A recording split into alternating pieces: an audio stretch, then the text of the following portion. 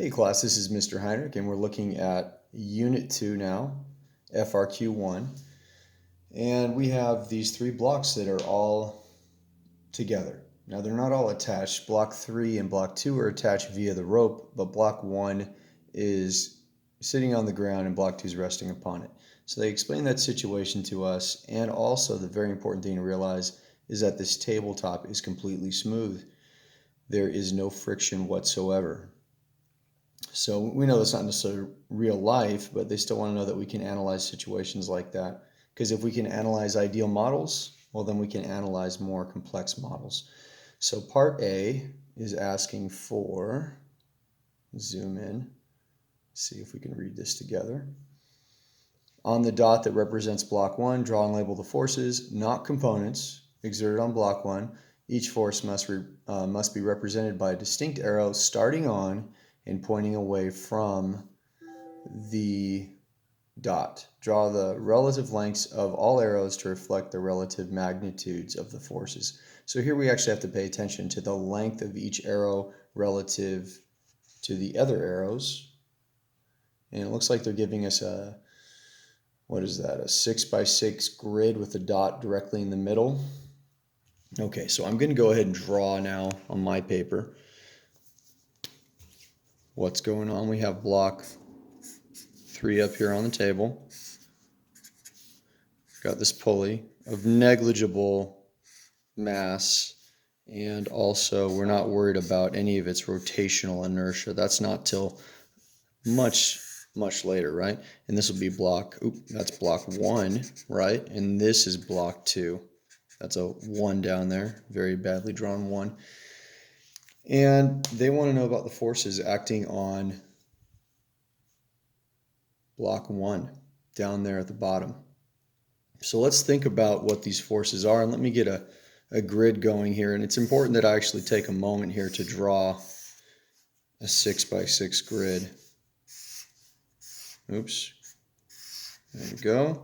So that's, yep, that's 6, and then 1, 2, 3, 4, 4, and then I'll get that's a 5 and then a 6 right here. And right in the middle we have our dot, and that represents the center of mass of block 1. So if you look here, you got to be the block. You're block 1. What do you feel because of block 2?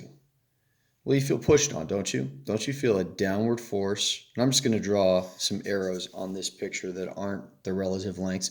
And I'll call this maybe the F on 1 because of 2, something like that, right? But also at the same time, from your center of mass, don't you have a gravity acting downward that we could call M1G? Or you could just say that's F1G also. Those are two acceptable ways to express that force.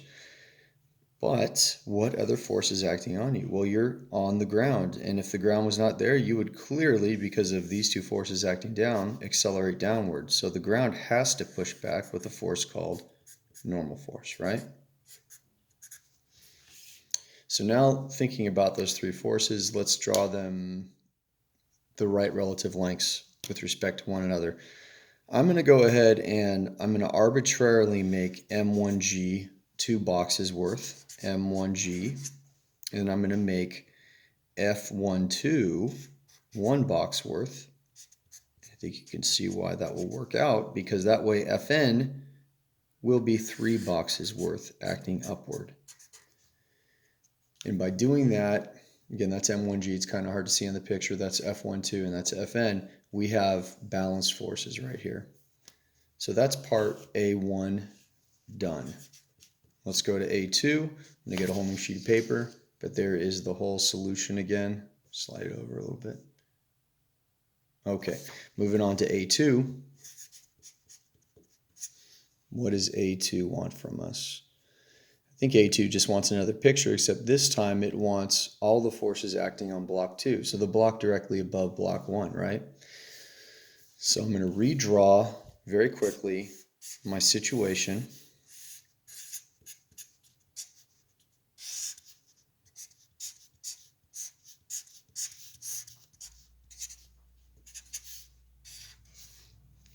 Now block 2, would you agree that for every action there's an equal and opposite reaction? Yes, right? And so since there was a force acting downward on block 1 because of block 2 pushing on it, doesn't block 1 respond in kind and push up on block 2? Again, here I'm not really worried about magnitudes, I'm just getting the idea down. This one would be called F21. This is the reaction force of F12 acting upward. Now let's get to the other semi-obvious one.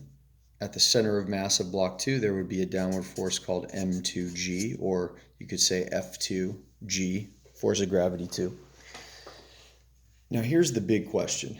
We know this thing's at rest, so that's not the big question. The big question is there tension in this rope? Well, let me propose to you that there is not. And it has to do with block 3. If this whole system is at rest, and I went ahead and I put a tension here, again, there's no tension. But if I put a tension there, acting upward on block 2, that would be transmitted through this rope, yes? And it would be acting to the right for block 3. That same tension would be the tension acting on block 3. And now look at block 3. Remember, this is a frictionless surface. It's smooth. Block T would do what? The force T would do what to block 3? It would accelerate it to the right. But this whole system's at rest. So that proves there can't be a tension here, and thus there cannot be a tension here. These are the only forces that you have to contend with. So if I draw my 6x6, let's not take the time to draw the 6x6. Can you agree that these two forces have to be equal and opposite since there's no tension for the block 2 to remain at rest? Yes. Now here's the other thing though that they will be a stickler for. If you look back at the previous picture, we made F12 only one box worth, right? So we have to say that F21 is only one box. So make sure that you understand that that's taken up one box of space. And so I'd call that F21. And acting down on the dot, which represents the center of mass of block 2, I would say M2G. And that would be it. That's A2. Let's move on.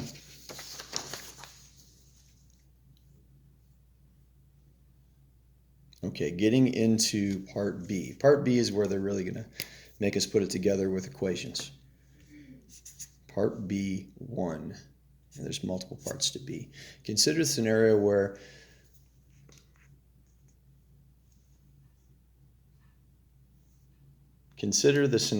the mass M3 of block 3 is greater than the mass M2 of block 2.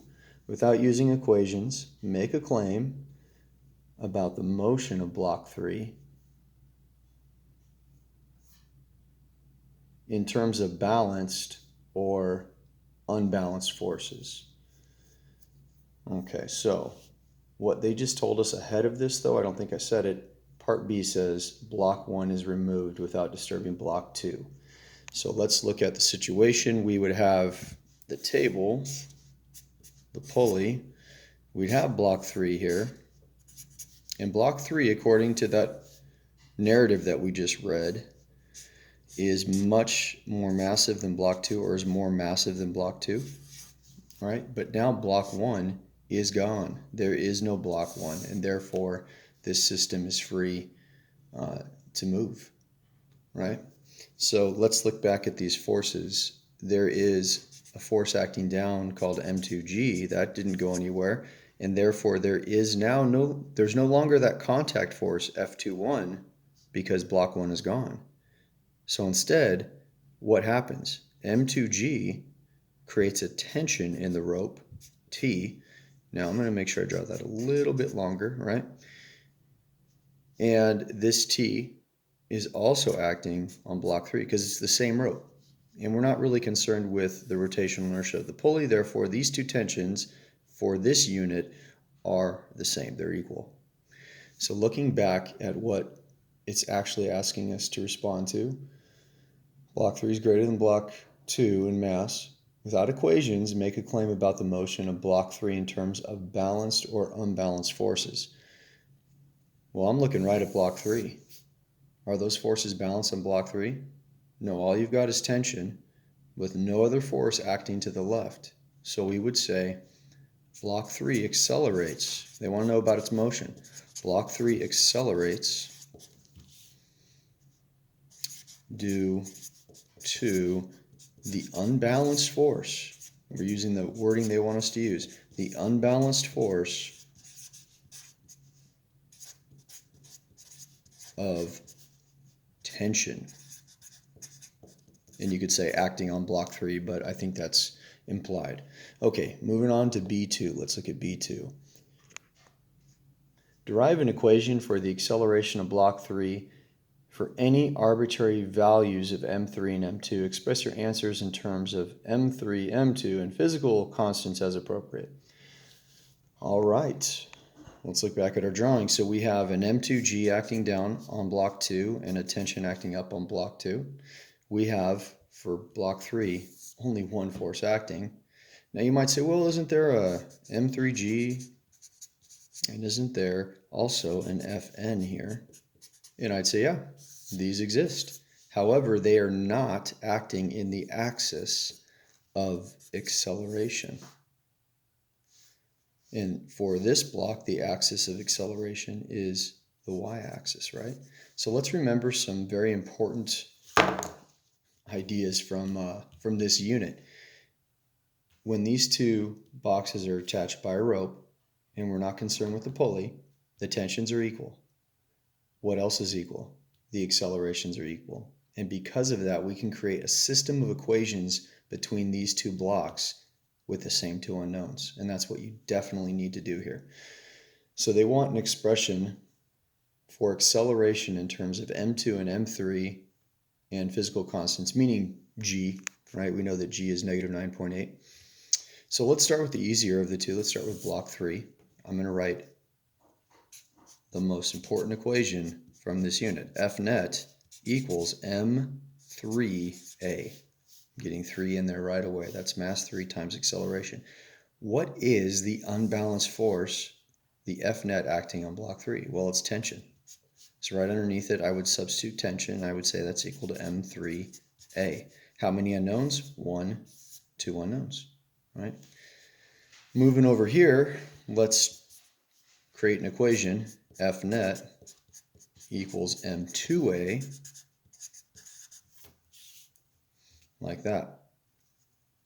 Now, what is the unbalanced force acting on mass 2?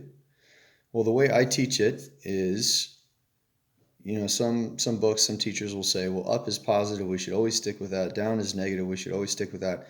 I say with vector addition, which is exactly what we're doing here, we're adding two vectors, always start with the dominant one, and you're making that your positive direction. So the downward force is definitely bigger than the upward force. So I would say m2g is the dominating force. It is being opposed by tension minus T. And that is the net force acting on block 2, right? Equals m2a.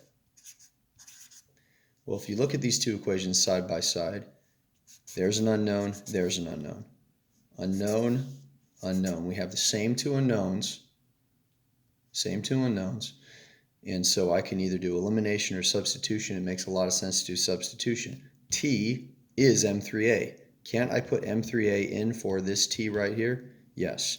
So at this point, let's go to another sheet of paper, and let's make that substitution happen. We will take it from this equation, m2g minus m3a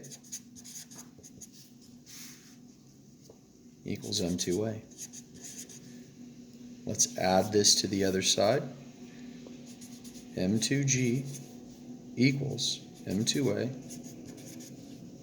plus m3a. We have the same thing, or the same term in both of these terms right here. So I'm going to factor out my a, and I'll have m2g equals m2 plus m3 all times a, and at this point let's divide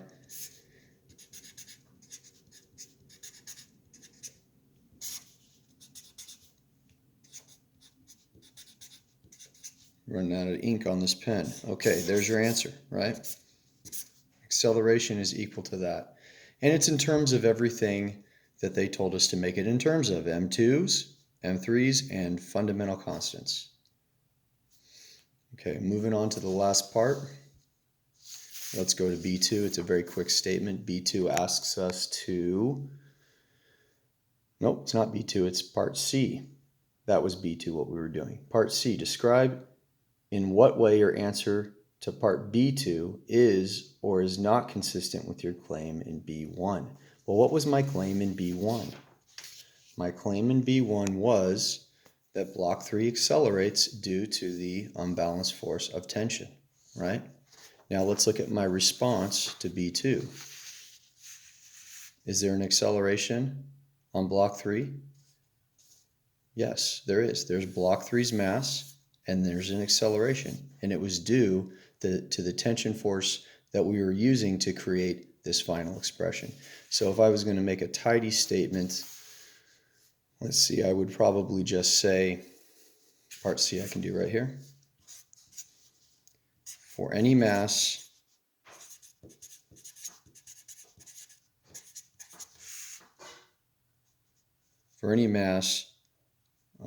used for mass 3,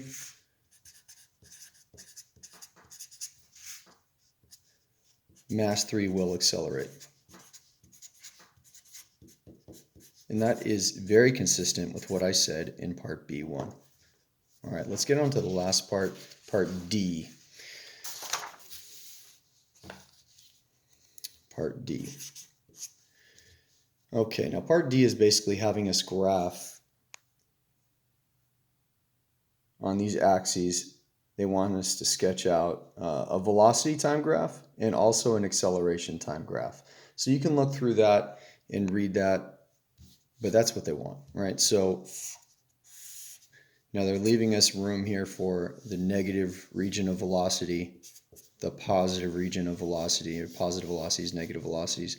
These are velocities in meters per second times seconds. And then I'm going to simultaneously put up my acceleration time. Similarly, these are positive accelerations. These are negative accelerations.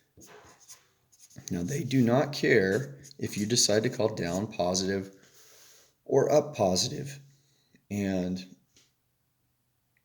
at this point, it really doesn't matter. They will accept either answer as long as these two are consistent with each other. So I'm going to go ahead and say that, and this is for block, let me make sure, for block 2. This is block 2, the one that was descending downward, right? That was hanging off the table after block 1 was removed. So I'm just going to say that they're positive because that's what I did when I created my equations, right? So it was consistently speeding up. We removed the block 1, and block 2 started to consistently speed up downward. It had the same change in velocity with respect to every unit of time that passed, right? And when that happens, you would get a straight line like this, okay? Now, they usually like you to take up the whole graph, so I'm just going to make it a little shallower on my slope, and that's my VT graph. The same amount of velocity change is occurring for every unit of time. Now, that would be a constant slope. And remember, the slope of a VT graph is acceleration. So constant slope here means constant acceleration. Constant slope here does not mean constant acceleration. This is an AT graph. So a constant y-axis value, let's make one right there, would be a constant acceleration value, because this is some positive acceleration here, isn't it? So again, a constant slope here, positive acceleration, constant y-axis value, positive acceleration. And that's it. Thanks a lot, guys.